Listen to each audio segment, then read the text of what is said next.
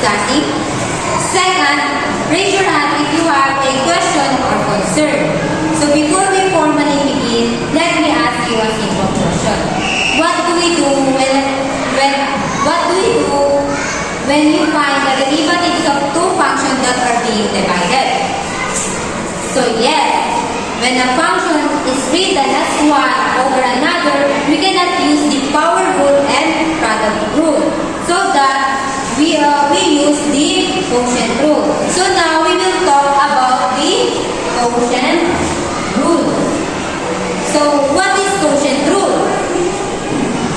So yes, quotient rule is a formula used to find the derivative rate of change of a division of two functions. So this is the formula of quotient rule.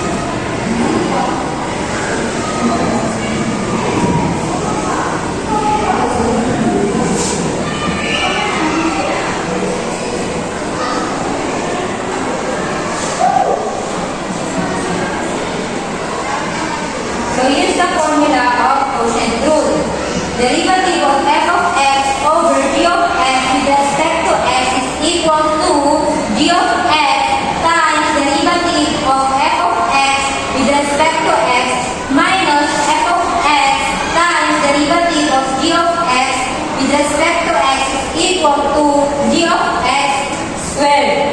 So I have three examples here.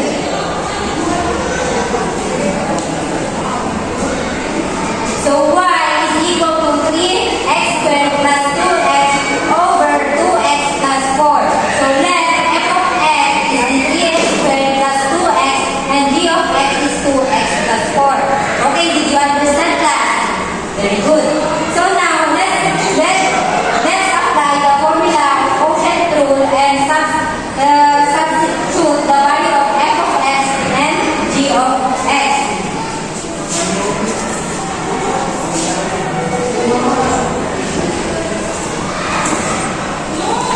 So what is the value of f of x again? So yes, 3x squared plus 2x. Then what is the value of g of x? Yes, 2x plus 4. So same, just substitute lang. So the g of x is 2x plus 4. The derivative of g of x is 3x squared plus 2x. Then minus the derivative of 3f of x is 2x.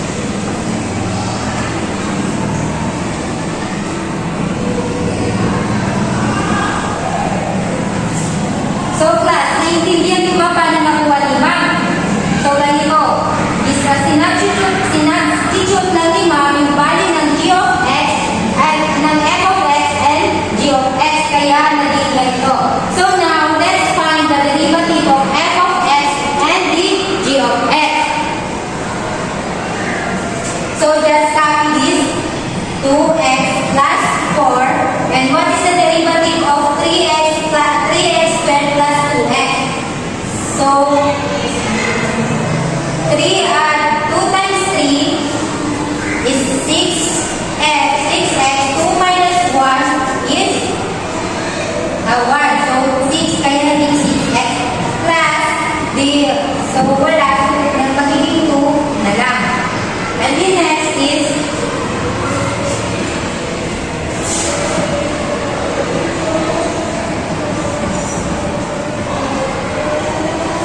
minus 1. So, copy lang. 3x squared plus 2x. And what is the derivative of 2x plus 4? So, ito magiging 2 na lang since may imaginary 1 here, kaya makakasan na lang, kaya magiging 2 kasi the equivalent of 4 in the derivative root is what? 0. Very good. All over the 2x plus 4 squared. So now, the next step is we will use the FOIL method and the distributive method. So if you remember, the FOIL method is the F is the first, the O is the outer, and the I is the inner, and the L is the last. Did you get it? Okay, very good. So now, 2x times 6x is equal to 12x squared. Very good. Then 2x times 6 is equal to positive 4 times. Wait, sana. 2 times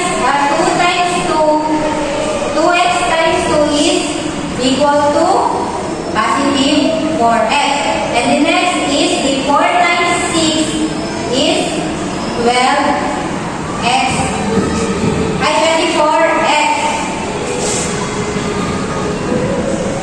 So, and the last is the 4 times 2 is equal to positive 8. And the next is distributive method. So 3x squared times 2 is equal to 6x squared.